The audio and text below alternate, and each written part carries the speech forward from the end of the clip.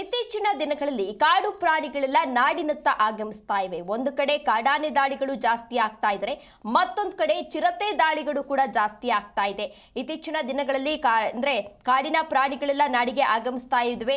ಬೆಂಗಳೂರಂತಹ ಸಿಟಿಗಳಲ್ಲೂ ಕೂಡ ಚಿರತೆ ಆಗಮಿಸ್ತಾ ಇತ್ತು. ಅದರ ಬೆನ್ನಲ್ಲೇ ಇದೀಗ ಮಲೆ ಮಹದೇಶ್ವರ ಬೆಟ್ಟದ ಭಕ್ತರಲ್ಲಿ ಆತಂಕ ಎದುರಾಗಿದೆ. ತಾಳುಪೆಟ್ಟದ ಬಳಿ ಬಾಲಕನ ಮೇಲೆ ಚಿರತೆ ಅಟ್ಯಾಕ್ ಅನ್ನ ಮಾಡಿರುವಂತದ್ದು. ಚನ್ನಪಟ್ಟಣದ ಭೂವಳ್ಳಿಯ ಶ್ರೇಯಸ್ ಅಂದ್ರೆ 8 ವರ್ಷದ ಬಾಲಕನ ಮೇಲೆ ಚಿರತೆ ದಾಳಿಯನ್ನ ಮಾಡಿದೆ. ತಾಳುಬೆಟ್ಟದ ಪೊನ್ನಾಚಿ ಕ್ರಾಸ್ ಬಳಿ ನಡೆದಿರುವಂತಹ ಘಟನೆ ಇದು. ಶ್ರೇಯಸ್ಗೆ ಪ್ರಾಥಮಿಕ ಆರೋಗ್ಯ ಕೇಂದ್ರದಲ್ಲಿ ಈಗಾಗಲೇ ಚಿಕಿತ್ಸೆಯನ್ನ ಕೂಡ ಕೊಡಿಸಲಾಗ್ತಾ ಇದೆ.